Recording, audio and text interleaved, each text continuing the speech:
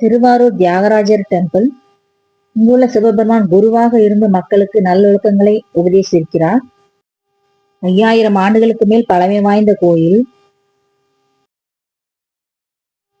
மூலவர் தியாகராஜர் மற்றும் அம்பிகை நீலோத்பல அம்பிகை, கமலாம்பிகை அப்படின்னு சொல்லுவாங்க.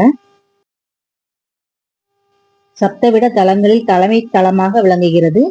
திருவாச திருத்தலங்களில் ஒன்றாகவும் திகழ்கிறது. விடங்கம் என்றால் தானாக தோன்றும் அப்படின்னு சொல்லுவாங்க. விடங்கம் அப்படின்னா சுயம்புவா லிங்கம் தோன்றியதை தான் விடங்கம்னு சொல்லுவாங்க. இங்கு சிவன் சுயம்பு மூர்த்தியாக அருள்பாலிக்கிறார். இங்கு இருக்கும் சிவனுக்கு புற்றிடங்கொண்டார், தியாகராஜர், வான்மீகிநாதர், வீதி விடங்கர் என்ற பல பெயர்கள் உண்டு. அம்பிகை பெயர் கமலாம்பிகை, நீலோத்தம்பாள் என்று அழைக்கப்படுகிறது. பஞ்சபூத ஸ்தலங்களுள் பூமிக்குரிய ஸ்தலம் இது. பஞ்ச ஆரண்ய ஸ்தலங்கள் கமலாம்பிகை அம்மன் தலம் எனவும் பல சிறப்புகளை கொண்டது. இங்கு ஆழித்தேர், அஜபா நடனம் மிகவும் புகழ்பெற்றது. தியாகராஜர் என்றால் கடவுளுக்கெல்லாம் ராஜா என்று பொருள். கோயில் எல்லாவற்றிலும் முதன்மையாக விளங்குகிறது இந்த கோயில். இக்கோயில் கர்நாடக சங்கீத மும்மூர்த்திகளில் தோன்றிய திருத்தலம். திருவாரூரில் பிறக்க முக்தி என்று புகழ்பெற்ற ஸ்தலம். திருவாரூர் கோயில் அளவும் தெப்பக்குள அளவும் ஒரே அளவாக இருக்கும். 12 திருமுறைகளில் சிதம்பரம் நடராஜர் கோயிலை அடுத்து அதிக பாடல்களை பெற்ற சிறப்புடைய ஸ்தலமாகும். கமலாலயம் என்ற தெப்பக்குள தீர்த்தம் உடைய ஸ்தலம். இக்கோயிலை சுற்றி பார்க்கவே முழுமையாக ஒரு நாள் ஃபுல்லாவே ஆகும். பங்குனி உத்திர நாளில் வீதி விடங்கர் தனது வலப்பாதத்தை காட்டி அருளும் நிகழ்வு உத்தரபாத திருமண மண்டபம் சபாபதி மண்டபத்தில் நடைபெறும். இங்கு பங்குனியில் நடைபெறும் தேர் திருவிழா மிகவும் பிரசித்தி பெற்றது. திருவாரூர் ஆழித்தேர்.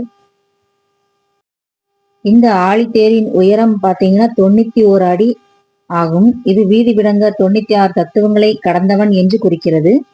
தேரின் மேல் பகுதி கமல வடிவமாக காட்சி பெறுகிறது. தியாகராஜர் கோயிலின் அர்த்த மண்டபத்தில் சிம்மாசனத்தில் அமர்ந்தபடி அழகாக காட்சி தருகிறார். சிதம்பரம் ரகசியம் என்பது போல திருவாரூர் ரகசியம் என்பது தியாகராஜரி சுவாமியின் திருமேனி ஆகும்.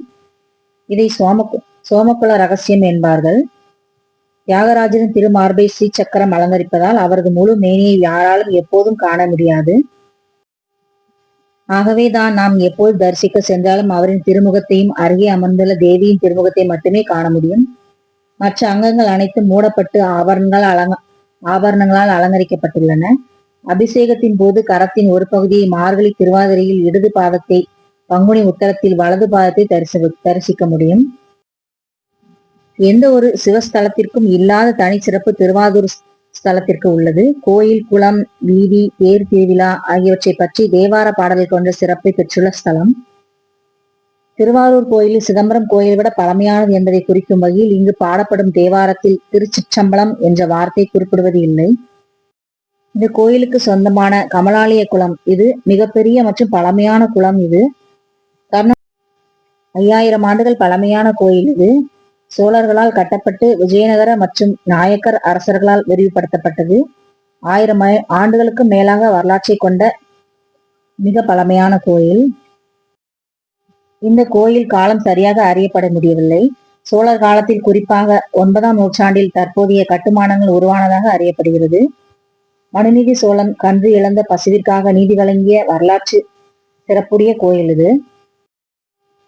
இந்த கோயிலில் சிவனுக்கு 2 சன்னதிகள் இருக்கு. ஒன்றில் வான்மீநாதர் என்றும் மற்றொன்றில் தியாகராஜர் என்றும் இருக்கிறார் சிவபெருமான்.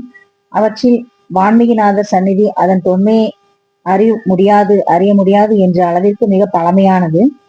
சமய குறவர்களாலும் இதர நாயன்மார்களாலும் பாடல்பெற்ற ஸ்தலம் இது. இந்த கோயிலின் மீது சம்பந்தர் 6 பதிகங்களையும், அப்பர் பெருமான் 21 பதிகங்களையும், சுந்தரர் 8 பதிகங்களையும் பாடியுள்ளார். மொத்தம் தேவாரத்தில் 35 பதிகங்கள் உள்ளன. தேவாரத்தில் அதிக பதிகங்களை பெற்ற ஸ்தலம் இதுவாகும். இங்கு இருக்கும் சிவபெருமான் குருவாக இருந்து மக்களுக்கு நல்லொழுக்கங்களை உபதேசித்த இடம். அதான் திருவாரூர். இங்கே இந்த சிவனை வணங்கும் பக்தர்களுக்கு கல்வி ஞானத்தை வழங்குகிறார். நல்லொழுக்கமான வாழ்க்கையையும் வாழ்க்கை வழங்குகிறார். திருவாரூர் தியாகராஜர் கோயில் அமைந்திருக்கும் லிங்கம் புற்றிலிருந்து சுயம்புவாக தோன்றியதாக வழங்கப்படுகிறது. எனவே அப்பர் சிவபெருமானை புற்றிடங்கொண்டார் என்று அழைக்கிறார். இந்த தியாகராஜர் கோயில் 33 ஏக்கர் நிலப்பரப்பில் அமைந்துள்ளது. மிகவும் பிரம்மாண்டமான கோயில். இது 9 ராஜகோபுரங்களையும் 80 விமானங்களையும் 12 பெரிய பெரிய மதில் சுவர்களையும், மிகப்பெரிய மண்டபங்கள், 15 தீர்த்தங்கள், 3 நந்தவனங்கள், மிகப்பெரிய பிரகாரங்கள், 365 லிங்கங்கள் இந்த கோயில்ல இருக்கு. வருடத்தின் மொத்த நாட்களை குறிப்பதாக சொல்கிறார்கள். 100க்கும் மேற்பட்ட சன்னதிகள், 86 விநாயகர் சிலைகள், 24க்கும் மேற்பட்ட உள்கோயில்கள் அமைந்துள்ளன. இந்த கோயிலை சுற்றி பார்க்கவே முழுமையாக ஒரு நாள் ஃபுல்லாவே ஆகும். இந்த கோயில் இடைக்கால சோழர்கள் காலகட்டத்தில் கற்கோயிலாக கட்டப்பெற்றதாகும். அதற்கு முன்பு மகேந்திர பல்லவன் காலத்தில் செங்கல் கோயிலாக இருந்துள்ளது. சோழ பேரரசர் கண்டராதித்த சோழரது மனைவியராகிய செம்பியன் மாதேவியால் கட்டப்பெற்றது. சோழர்கள் மட்டுமல்லாமல் பல்லவர்கள், பாண்டியர்கள், விஜயநகர், தஞ்சை நாயக்கர்கள் மற்றும் மராத்திய மன்னர்களாலும் தத்தம் ஆட்சியில் இக்கோயிலுக்கு ஆதரவளித்துள்ளார்கள். திருவாரூர் தியாகராஜர் கோயில் அமைந்துள்ள அன்னை கமலாம்பாள் சந்நிதி மிகவும் புகழ் பெற்றது. சக்தி தலமாகும் இது. இத்திருக்கோயில் 3ஆம் பிரகாரத்தில் வடகிழக்கு திசையில் அமைந்துள்ளது. சந்நிதியில் 2 கால்களையும் மடக்கி யோகினியாய் அன்னை அழகாக அமர்ந்திருக்கிறார். நீலோத்பாலாம்பாள் போக சக்தி இவள். இத்திருக்கோயில் 2ஆம் பிரகாரத்தில் வடக்கு கொடிமரத்தின் எதிரே அமைந்துள்ளது. ஆசியாவிலேயே மிகப்பெரிய தேர் திருவாரூர் ஆழி தேர் ஆகும். இந்த கோயில்ல கும்பாபிஷேகம் 2015 நவம்பர் மாசம் 8ஆம் தேதி நடைபெற்றிருக்கு.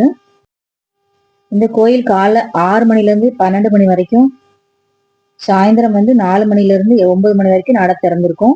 இந்த நேரத்தில் பக்தர்கள் சுவாமி தரிசனம் செய்யலாம். விழா நேரங்களில் இந்த நேரங்கள் மாறுதலுக்கு உட்பட்டவை. இந்த கோயில்ல மாலை 6 மணிக்கு நடைபெறும் சாயரட்சை பூஜை ரொம்ப விசேஷமானது. இந்த நேரத்துல 33 கோடி தேவர்களும் தியாகராஜரை வழிபடுவதாக ஐதீகம். இங்க இருக்கும் தியாகராஜரின் பிரம்ம நந்தி மலை வேண்டி வழிபடும் திருத்தலம் இது.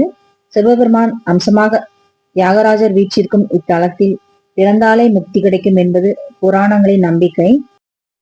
தியாகராஜ கோயில் பக்கத்துல நிறைய கோயில்கள் தரிசிக்க இருக்கு. கூத்தனூர் சரஸ்வதி தேவி டெம்பிள் இருக்கு, மன்னார்குடி ராஜகோபால சுவாமி கோயில் இருக்கு, ஆலங்குடி குருஸ்தலம் மற்றும் திருப்பாம்பரம் ராகுகேது பரிகார ஸ்தலங்கள் இங்க இருக்கு.